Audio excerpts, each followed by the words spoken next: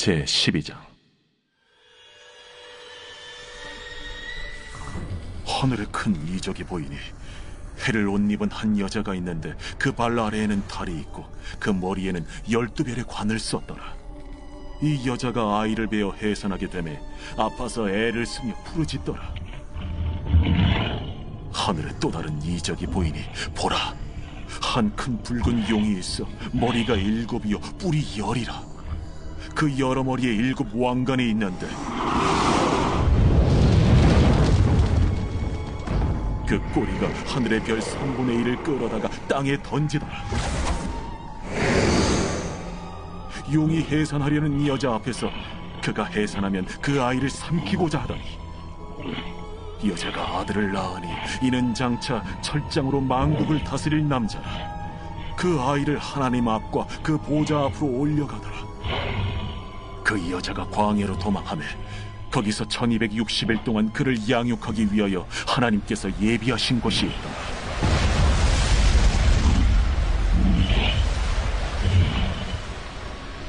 하늘에 전쟁이 있으니 미가엘과 그의 사자들이 용과 더불어 싸울세.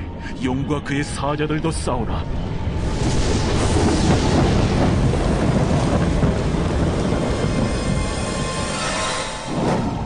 이기지 못하여 다시 하늘에서 그들이 있을 것을 얻지 못한지라. 큰 용이 내쫓기니 옛 뱀 곧 마귀라고도 하고 사탄이라고도 하며 온 천하를 꿰는 자라. 그가 땅으로 내쫓기니 그의 사자들도 그와 함께 내쫓기니라. 내가 또 들으니 하늘에 큰 음성이 있어 이르되, 이제 우리 하나님의 구원과 능력과 나라와 또 그의 그리스도의 권세가 나타났으니 우리 형제들을 참소하던 자, 곧 우리 하나님 앞에서 밤낮 참소하던 자가 쫓겨났고 또 우리 형제들이 어린 양의 피와 자기들이 증언하는 말씀으로써 그를 이겼으니 그들은 죽기까지 자기들의 생명을 아끼지 아니하였다. 그러므로 하늘과 그 가운데 거하는 자들은 즐거워하라. 그러나 땅과 바다는 화 있을진저. 이는 마귀가 자기의 때가 얼마 남지 않은 줄을 알므로 크게 분내어 너희에게 내려갔습니다. 용이 자기가 땅으로 내쫓긴 것을 보고 남자를 낳은 여자를 박해하는지라. 그 여자가 큰 독소리의 2 날개를 받아 광야 자기 곳으로 날아가 거기서 그 뱀의 낯을 피하여 한때와 2때와 반때를 양육받으며 여자의 뒤에서 뱀이 그 입으로 물을 강같이 토하여 여자를 물에 떠내려가게 하려 하되 땅이 여자를 도와 그 입을 벌려 용의 입에서 토한 강물을 삼키니 용이 여자에게 분노하여 돌아가서 그 여자의 남은 자손 곧 하나님의 계명을 지키며 예수의 증거를 가진 자들과 더불어 싸우려고 바다 모래 위에 서 있더라.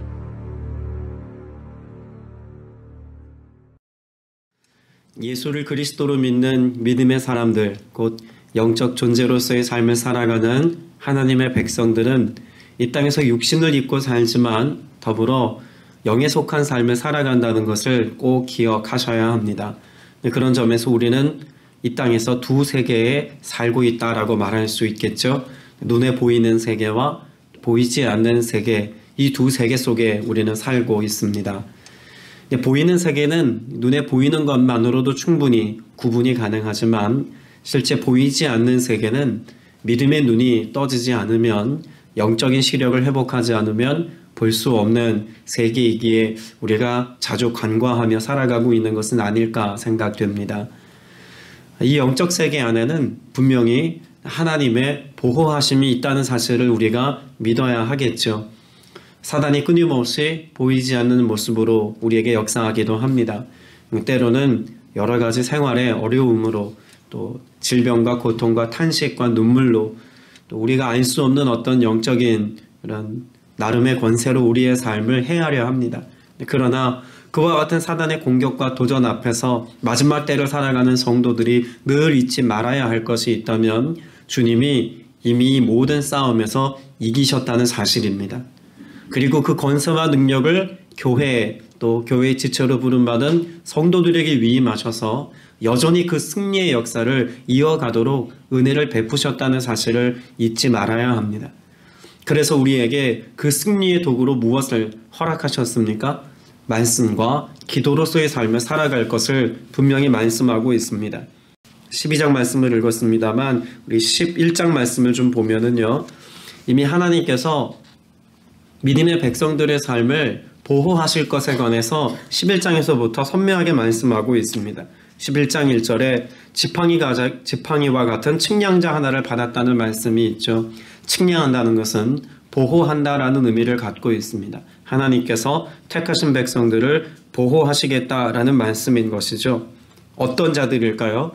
예배하는 예배 공동체, 예수 그리스도를 주로 고백하는 신앙인들을 주님께서 보호하시고 그들에게 이길 수 있는 능력을 부여하신다는 것을 11장 전반부에 말씀합니다. 그리고 특별히 4절 말씀에 보면 그들은 이 세상을 다스리는 주님 앞에 있는 올리브나무 두 그루요 촛대 두 개입니다 라고 말합니다. 여러분, 올리브나무는 무엇을 짜내는 나무죠? 기름을 짜내는 나무입니다. 이 기름을 가지고 무엇합니까? 촛대를 밝힙니다.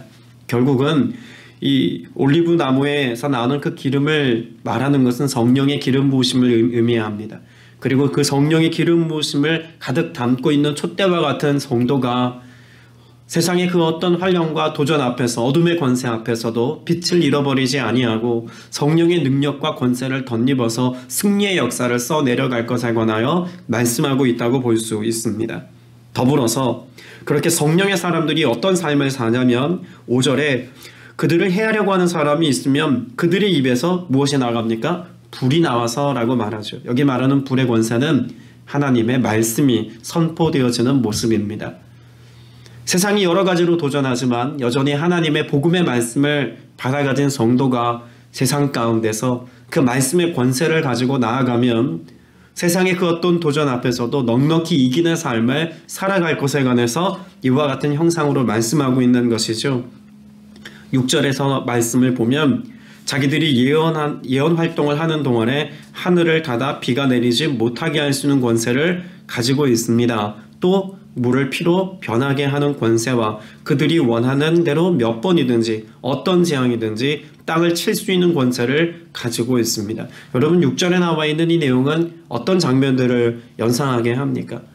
엘리야가 기도할 때 하늘문을 여시고 닫는 장면, 모세가 하나님 앞에 간구할 때 반석에서 샘물을 내는 장면들, 이런 기도와 간구 가운데 하나님이 역사하시는 은혜의 장면들을 연상케 하는 말씀들입니다. 그런 점에서 사단의 권세와 흑암의 권세들에 대해서 무엇으로 승리케 하시겠다는 예언적 말씀을 하고 계신 겁니까? 기도입니다. 그러면 이미 요한계시록 11장 말씀을 통해서 하나님께서 교회를 측량하시듯 하나님의 은혜의 장중에 있는 사람들을 보호하시되 말씀과 기도로 무장된 하나님의 사람들을 하나님께서 보호하시겠다고 말씀하고 있습니다. 그래서 15절 말씀에 보면 일곱째 천사가 나팔을 불 때 하늘로부터 어떤 소리가 납니까? 세상의 나라는 우리 주님의 것이 되고 그리스도의 것이 되었다. 주님께서 영원히 다스릴 것이다 라고 말씀하고 있습니다. 잊지 말아야 한다고 강조하고 있는 것이죠. 사단의 권세와 흑암의 권세가 득세하는 것 같고 교회와 성도들을 해하려 하는 것 같지만 결국 예수 그리스도께서 이미 승리의 역사를 써놓으셨기 때문에 이 세상의 나라는 종국의 누구의 것이라는 것입니까? 주님의 것이라는 것입니다. 주님의 것이 되었기에 주님께서 보호하시고 돌보시는 교회는 안전하다라는 사실을 말씀하고 있는 것이죠. 우리의 삶의 모습이 이와 같습니다. 세상 가운데서 환난을 당하고 또 믿음을 잘 지키며 살아가는 우리의 삶의 모습이 도전받는 것 같습니다. 세상과 다르게 살아가는 삶의 방식이 때로는 미련해 보이기도 합니다. 그런데 하나님의 말씀을 붙잡고 깨어 기도하며 세상과 다름으로 살아가는 성도의 삶의 모습 속에서 주님이 역사하시고 일하심을 통해서 세상을 이기는 힘을 얻게 하시겠다고 약속하고 계신 줄로 믿습니다. 오늘 또 우리가 예배하며 또 우리가 말씀을 붙잡고 또 주님의 도우심을 구하며 기도해야 될 이유가 여기에 있습니다. 오늘 예수 그리스도의 승리의 역사를 오늘 또 경험하며 믿음의 담대함으로 살아가는 여러분 되시길 축복합니다. 이와 같은 은혜의 역사가 12장에서 이어지고 있습니다. 하늘에서 큰 표징이 나타나고 있죠. 근데 그 표징의 모습이 어떠한 것임을 구체적으로 묘사하고 있는 장면이 이제 1절부터 계속되어지는 말씀의 내용입니다. 한 여자가 등장합니다. 여기 한 여자는 교회를 상징합니다. 구약과 신약에 있는 모든 하나님의 백성들의 공동체로서의 교회를 포함하고 있다는 것을 우리가 알아야 합니다. 그래서 한 여자가 등장하는 이 사건은 구약 이스라엘 백성들을 통해서 하나님이 택한 백성들을 통해서 교회가 되게 하시는 교회라고 하는 대표성을 갖고 있는 모습이죠. 근데 그 여인의 모습이 어떻습니까? 12별이 박힌 면류관을 머리에 쓰고 있습니다. 그러니까 이스라엘 백성들의 12지파를 우리가 연상하면 좋습니다. 그래서 결국 이 여인은 하나님의 택한 12지파 이스라엘 백성들로부터 나올 한 아기에 대한 예표적인 모습이라고 볼 수 있겠죠. 그래서 2절에 이 여자는 아이를 베고 있습니다. 아이는 누구를 말하는 것일까요? 예수 그리스도입니다. 구약 이스라엘 백성들, 거룩하게 구별하신 하나님의 백성들을 통하여서 하나님이 다윗의 혈통을 따라 예수 그리스도를 이 땅에 보내셨음을 말씀하고 있죠. 자, 그런데 이 아이를 대적하고 있는 한 등장이 있습니다. 3절 말씀에 보면 또 다른 표징이 나타나죠. 머리 7개와 뿔 10개가 달린 커다란 붉은 용이 등장합니다. 여러분, 머리 7개와 뿔 10개는 하나님의 권세와 능력을 가장하고 있는 그런 스스로 취하여서 하나님과 같이 되려고 하는 그런 거짓된 모습을 지금 기록하고 있는 것이고, 커다랗다라고 하는 표현은 만만치 않은 강함을 가지고 불다라고 하는 것은 잔혹함의 역사를 나타낸다는 것입니다. 결국 사단의 정체를 이렇게 지금 말씀하고 있는 것이죠. 이와 같은 이 역사의 내용, 결국 구약의 역사를 통해서 예수 그리스도의 나심을 통하여서 사단이 끊임없이 이 땅 가운데 예수 그리스도를 대적하고 복음을 대적하고 있는 장면의 말씀을 기록하고 있습니다. 근데 결국 이 아기는 어떤 인물이라고 지금 말씀하고 있을까요? 그 아기는 장차 새 지팡이로 만국을 다스릴 뿐이라고 5절에 말씀하고 있습니다. 시편 2편 8절 9절에서 말씀하고 있는 예수 그리스도의 나심에 대한 예언적인 말씀을 이렇게 기록해 놓고 있는 것이죠. 결국 이 아이는 어떻게 됩니까? 이 아이는 이 땅에서의 삶을 마치고 영원한 하나님의 나라로 들려 올라갑니다. 예수 그리스도의 십자가 사건과 예수 그리스도의 부활을 이렇게 간략하게 표현해 놓은 것이죠. 그렇게 예수 그리스도께서 그의 보좌로 이끌려 올라가고 난 뒤에 6절 말씀에 보면 그 여자는 지금 어디에 거합니까? 광야로 도망을 쳤습니다. 교회가 박해 시대에 접어들었음에 관하여 말씀하고 있죠. 예수 그리스도의 그런 이 땅에 오심의 그때로부터 교회는 이미 박해의 역사를 오래전부터 쓰고 있습니다. 지금도 박해는 여전합니다. 2000년이 훨씬 넘은 지금의 때까지도 교회는 복음에 대하여서 세상은 끊임없이 반대하고 대적하여서 교회가 박해받는 모습을 끊임없이 용인하고 있다는 것을 우리가 경험하며 오늘을 살고 있지 않습니까?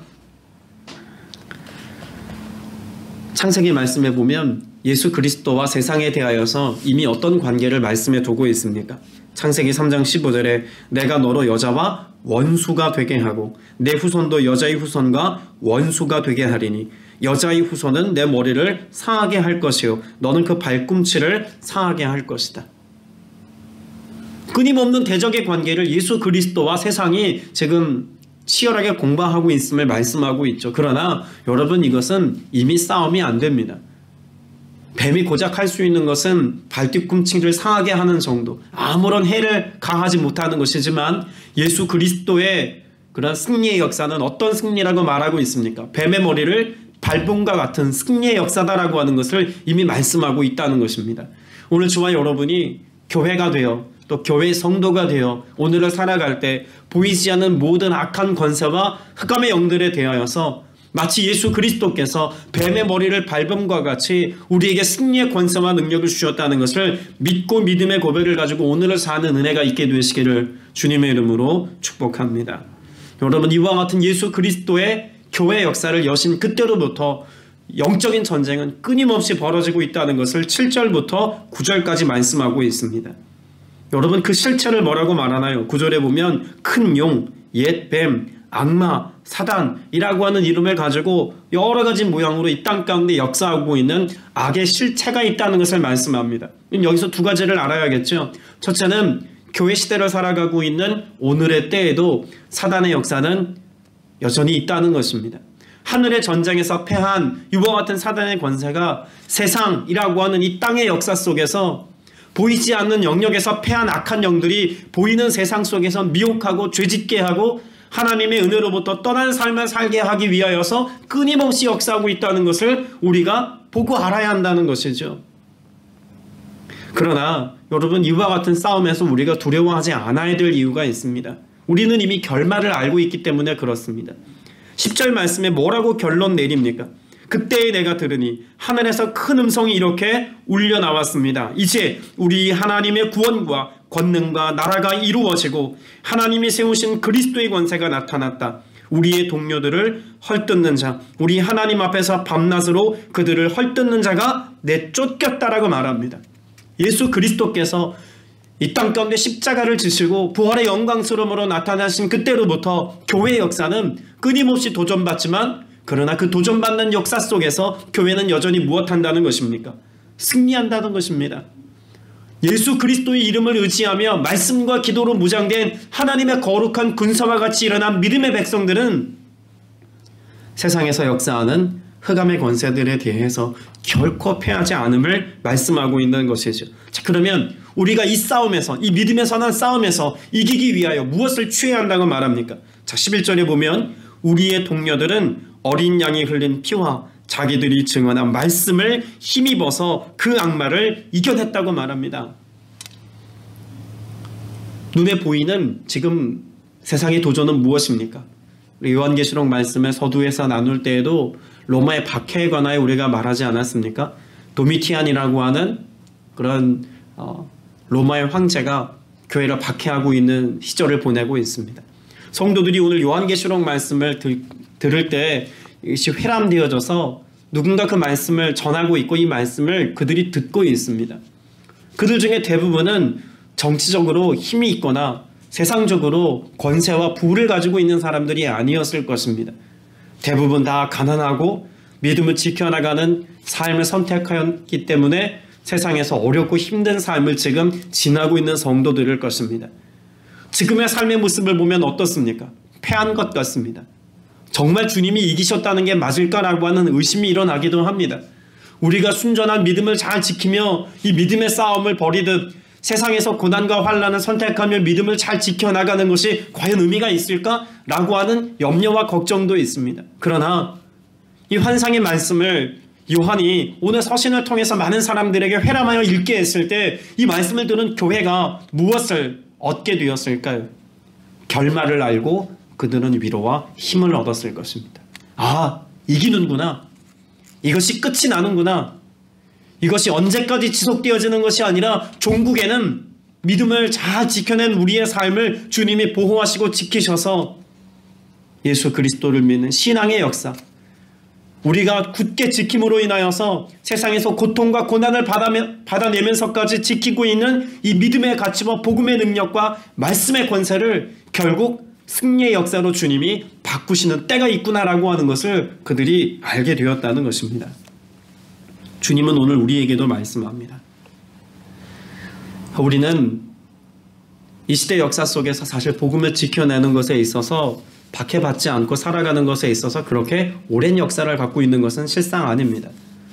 여러분, 우리가 잘 알고 있는 것처럼 6.25 전쟁 그 시기, 일제시대는 물론이거니와 6.25 전쟁을 지나는 그때까지만 해도 여러분, 복음을 우리의 마음 가운데 잘 지켜내고 믿음의 선한 싸움을 싸우며 살아간다는 것이 목숨 내놓고 해야 하는 일이라는 것을 우리는 이미 경험한 바입니다. 복음을 지킨다는 것은 그 생명을 건 싸움이라는 것을 한국교회 역사 속에서 불과 100여 년 전에 경험했습니다. 그런데 100여 년의 역사가 지나고 한국교회가 부흥하고 성장을 지나면서 교회 공동체 안에서 희미해진 것이 있습니다.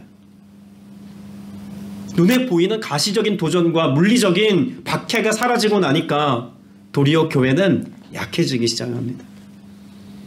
초대교회가 1세기, 2세기를 지나면서 그렇게 경험했고, 한국교회가 그랬고, 또 여러 서구의 교회들이 그와 같은 어려움의 때 성령께서 일으키셨던 강력한 부흥의 때를 지나고 하나님께서 부어주신 그 은혜의 것들을 가지고 믿음의 역사를 써내려가는 과정 중에 그들은 도리어 유약해졌던 모습들을 봅니다. 왜 그럴까요? 도리어 믿음의 싸움을 싸우는 동안에는 철저히 무장하고 있습니다. 그러나 전쟁에서 이긴 것과 같이 더 이상의 도전과 핍박과 박해가 내 눈앞에 펼쳐지지 않으면 우리는 스스로 영적으로 무장하는 일에 소홀해지기 때문에 그렇습니다. 11절 말씀을 보세요. 우리의 동료들이 무엇 가지고 이겼다고 말합니까? 어린 양이 흘린 피와 자기들이 증언한 말씀을 힘입어서입니다. 우리가 주목할 것은 물론 어린 양의 피와 증언한 말씀도 우리가 주목해야 하지만 힘입어서 이겼다라고 하는 사실입니다. 우리가 예수 그리스도의 보혈을 힘입지 아니하고는 이길 수 없을지도 모릅니다. 증언한 말씀의 권세가 없으면 우리는 이기는 것을 보장하기 어려운 삶을 살고 있다고도 말할 수 있을 겁니다. 자, 그러면 오늘을 살아가는 지금의 성도들 역시 어떤 삶을 살아야 한다는 것입니까? 힘입고 살아야 합니다. 예수 그리스도의 보혈을 힘입고 살아야 합니다. 말씀을 힘입고 살아야 합니다. 그래야 세상을 이기는 이김을 가지고 오늘을 살아갈 수 있다는 것입니다. 여러분, 이와 같이 그들이 그리스도의 어린 양의 보혈과 그 말씀을 선택했기에 세상에서는 그들이 목숨을 내어놓아야 할 만큼 죽임을 당할 수 있다는 사실을 알고도 달려가야 했을 만큼 어려운 환경 가운데 있었지만 결국 그들은 믿음의 자리에서 승리했다는 것이죠. 저와 여러분이 이 땅을 살아가는 동안에도 동일한 승리의 역사를 써내려갈 수 있기를 주님의 이름으로 축복합니다. 여러분, 교회 역사가 시작된 이래로, 아니 그 이전부터 사단과 마귀와 악한 영들은 예수 그리스도를 대적했고 믿음의 성도들을 대적했습니다. 요한복음 15장 18절에 말씀하고 있지 않습니까? 세상이 너희를 미워하면 먼저 나를 미워하는 줄 알라. 너희가 세상에 속하였으면 세상이 자기의 것을 사랑할 것이나 너희는 세상에 속한 자가 아니요 도리어 내가 너희를 세상에서 택하였기 때문에 세상이 너희를 미워하느니라. 예수 그리스도와 세상이 함께하지 않았던 것처럼 오늘 믿음의 성도들의 삶의 모습 역시도 세상과 구분된 삶을 살아야 한다는 것을 분명히 말씀해 주고 있습니다. 우리를 보호하는 그런 보호막에 관하여서 오늘 요한계시록 12장에서는 어떤 모습으로 말씀하고 있을까요? 11장에서는 측량한다라고 하는 것을 통해서 교회와 성도들을 보호하시고 돌보시고 또 인도해 주신다는 것을 말씀해 주고 있습니다만 오늘 요한계시록 12장 말씀에서는 14절에 이렇게 말씀합니다. 그러나 그 여자는 독수리의 두 날개를 받아가지고 광야에 있는 자기 은신처로 날아가서라고 말씀하고 있습니다. 출애굽기 19장 4절에 그렇게 큰 독수리의 두 날개 아래 보호하심을 입은 것과 같은 이스라엘 백성들의 모습, 그 모습을 다시 한번 이렇게 묘사하고 있는 것이죠. 여러분, 광야를 지나는 이스라엘 백성들을 생각해 보십시오. 광야는 고통의 자리입니다. 아무것도 없는 곳입니다. 그러나 그와 같은 고통과 무력해질 수 있는 그곳에서 그들이 무엇을 경험했습니까? 하나님을 경험했습니다. 그리고 그 광야에서 하나님의 보호하심을 경험했습니다. 마치 독수리의 두 날개와 같이 불기둥과 구름기둥으로 그들을 인도해 주시는 주님의 그 은혜의 양 날개를 따라서 그 은혜의 역사 속에서 그들은 하나님의 약속을 믿고 믿음의 지경을 향해서 계속 나아가지 않습니까? 여러분, 독수리가 그 새끼를 보호할 때 어떻게 합니까? 날개하기 위해서 독수리가 둥지에서 새끼를 물어다가 떨어뜨립니다. 그럼 떨어뜨린 그 새끼를 다시 큰 날개로 받아서 다시 더 높은 곳까지 올라가죠. 그리고 다시 떨어뜨리고 날개로 받아서 또 떨어뜨리기를 계속합니다. 그러나 떨어뜨리는 것 자체가 목적이 아닙니다. 무엇이 목적일까요? 날개하는 것이 목적 아닙니까? 하나님께서 결국 우리 하나님의 백성들과 교회로 하여금 어떻게 하시겠다는 겁니까?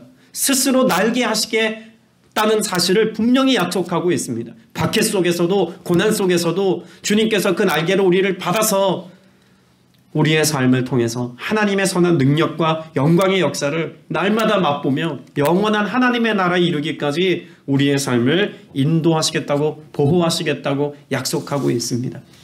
세상이 우리를 향해서 도전해 오는 모습은 마치 15절에 등장하고 있는 그 뱀이 등 뒤에다가, 여자의 등 뒤에다가 입에서 물을 강물과 같이 토해내는 것처럼 그렇게 거센 파도와 같이 밀려온다고 말할 수 있습니다.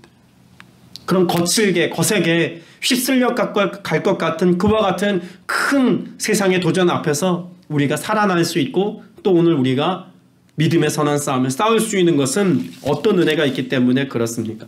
땅이 그 여자를 도와주니라고 하는 16절의 말씀이 있기 때문이죠.